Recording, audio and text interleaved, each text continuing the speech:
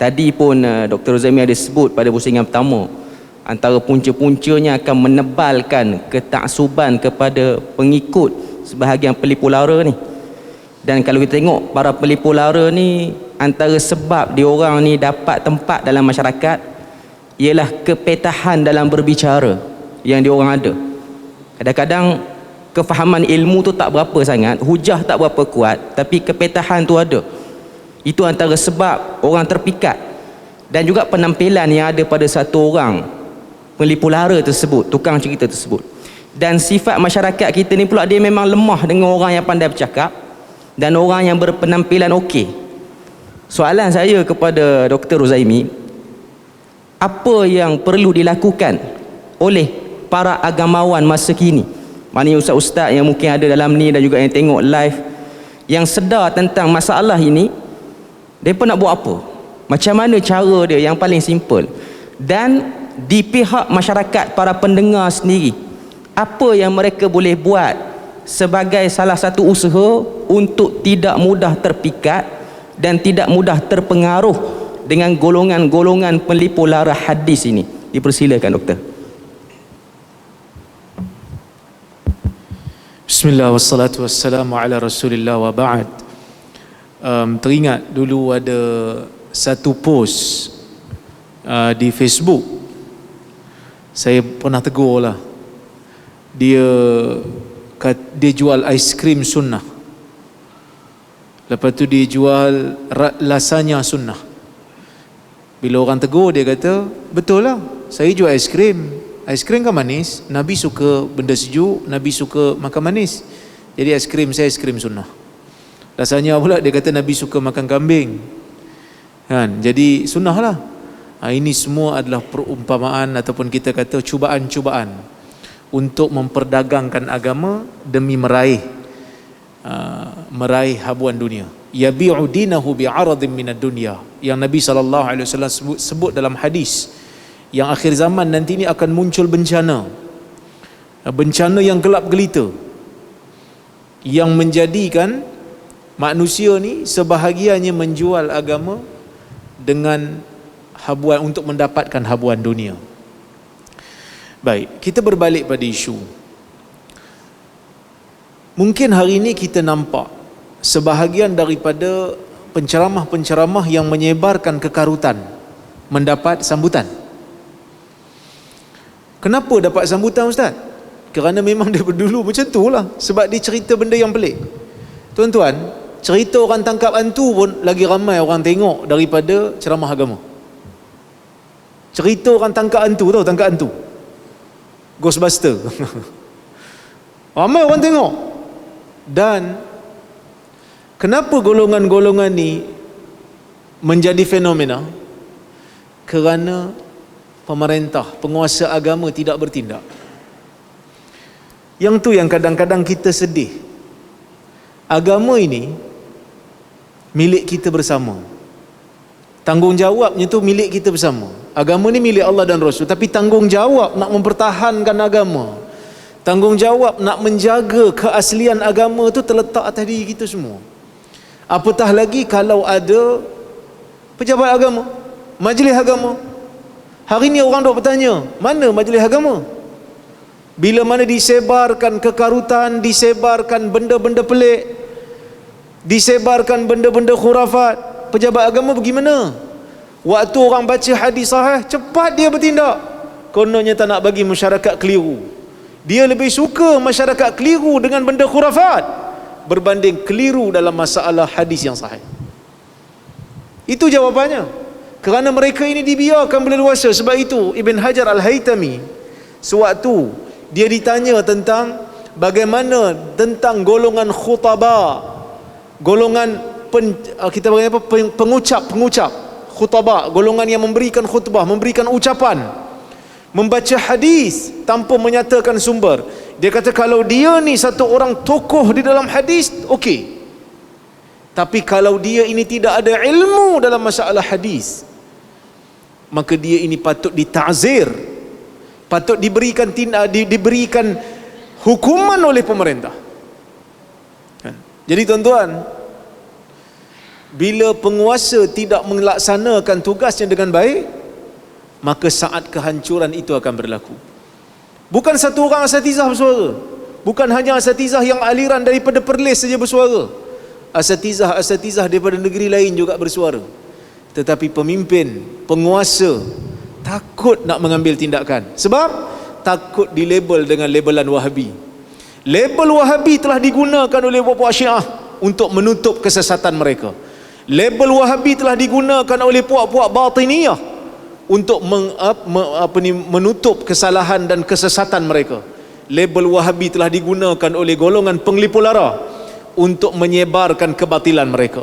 Sebab tu saya kata, label Wahabi ni adalah satu label untuk orang tutup kesalahan, orang tutup kebatilan diri sendiri. Senang, tak payah berhujah, hang Wahabi. Habis cerita.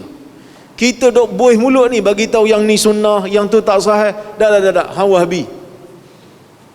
Itulah yang diajar pada masyarakat. Jadi usaha kita pada hari ini kena bagi tahu pada masyarakat, label Wahabi ni adalah satu label yang langsung tak guna. Kalau mana-mana orang mula label Wahabi pada orang lain dalam isu-isu khilafiyah, dalam isu pertelingkahan antara hak dan batil, tuan-tuan jangan tengok label tu, tinggalkanlah orang yang melabel tu. Kerana labelan ni telah digunakan secara berleluasa. Syiah pun dok pakai, sampaikan Hindu pun pakai. Betul tak? Hindu pun pakai gelaran ni untuk kecam orang-orang yang berpegang dengan sunnah yang sahih. Jadi tuan-tuan, apa yang kita ada, kita gunakan segala kemampuan kita. Seperti mana Abdul Rahman bin Mahdi pernah menyebutkan dalam satu kata-kata dia, dia kata, Sa'altu Malik ibn Anas wa Sufyan as-Sawri wa Syu'bah an hadis an rajul yutrak atau yudha'af fil hadis atau yutrak hadisuhu atau yuttaham fil hadis, kullu wahidin minhum yaqul bayyin amrahu. Kata Abdul Rahman bin Mahdi, seorang ulama hadis sezaman dengan Imam Syafi'i, dia kata, aku bertanya kepada Malik bin Anas, aku bertanya Sufyan as-Sawri, aku bertanya Syu'bah Ibn al-Hajjaj tentang seorang lelaki yang lemah di dalam hadis dan seorang lelaki yang dituduh pendusta di dalam hadis. Setiap daripada mereka menjawab, bayyin amrahu, jelaskan kedudukannya pada masyarakat, jangan diam. Yang boleh menulis, teruskan menulis, gunakan media sosial yang ada. Yang boleh berceramah, teruskan berceramah. Kerana agama ini perlu dipertahankan oleh golongan yang ikhlas. Kan?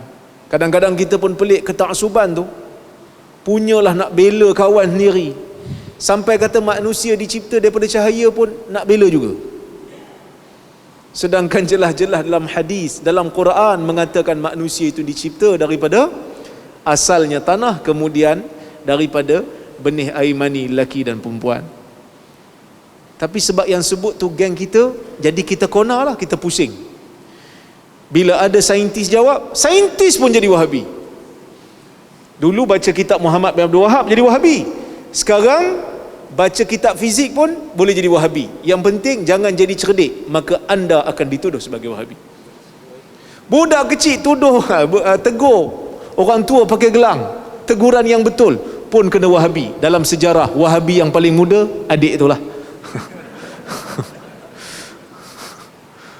Akhirnya semua jadi Wahabi belaka. Asal tak puas hati je Wahabi. Jadi tuan-tuan, kita kena sabar, kita kena teruskan. Yang mana boleh menulis, tulis. Ustaz Qarni Masya Allah rajin menulis. Saya bagi semangat kat dia, tulis Ustaz. Kan? Kadang-kadang kami yang berada di pentadbiran ni kadang-kadang tak sempat nak tulis. Dulu banyak masa terluang juga boleh tulis. Sekarang ni banyak benda-benda yang memerlukan perhatian, jadi kami tak sempat nak tulis. Bila kita tengok ada asatizah yang muda-muda, yang bersemangat, yang ada kemampuan menulis, Ustaz Qarni, kemudian ada seorang Ustaz Amirul Hasan menulis ya, tentang sesuatu yang berkaitan dengan pembelaan terhadap penyelewengan golongan ini terhadap agama. Kita sokong, Kalau sampai pada satu tahap, kalau nak turun dialog, kita turun dialog.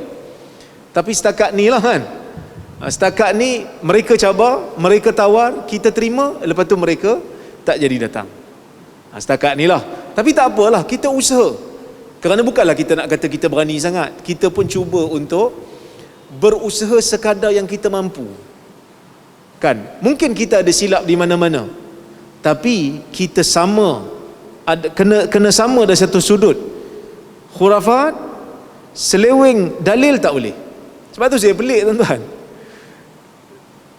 di akhir zaman ni, orang yang dakwa diri mereka ahli sunnah wal jamaah, tapi banyak bela bid'ah hasanah. Bab sunnah ni jarang sangat kita nampak. Yang banyak bela sunnah di akhir zaman ni, orang yang depa tuduh Wahabi itulah, yang depa tuduh sesat. Yang tu nak pergi kepada hadis yang sahih, kepada sunnah yang sahih. Yang depa ni lebih menghargai benda-benda yang tidak ada asal. Dengan zikir semutnya, dengan tulis 2, 4, 6, 8 dekat motor, tak bagi motor hilangnya. So benda-benda pelik macam ni kita kena lawan tuan-tuan. Kerana benda ni bukan daripada agama. Ini tangkal. Ini kepercayaan kepada tangkal yang dilarang di dalam agama. Bagaimana mungkin dalam majlis agama, dalam majlis ilmu, disebarkan benda-benda yang bertentangan dengan agama? Tiba-tiba kita boleh sorak dengan sorakan Allah, Allah, seolah-olah benda tu diradai oleh Allah dan Rasul. Kita semua bertanggungjawab. Kita semua ada hari di mana kita akan bertemu dengan Allah. Masa tu kita akan jawab. Golongan-golongan asatizah, kita semua bertanggungjawab atas apa yang kita sebut. Kita bertanggungjawab atas apa yang kita tulis. Kita bertanggungjawab atas apa yang kita kata dan apa yang kita bela. Pastikan apa yang kita bela itu benar-benar layak untuk dibela. Pastikan apa yang kita tulis berdasarkan kepada apa yang dikehendaki oleh Allah dan Rasul. Bukan kerana nak membela puak, bukan kerana nak membela puak-puak sendiri.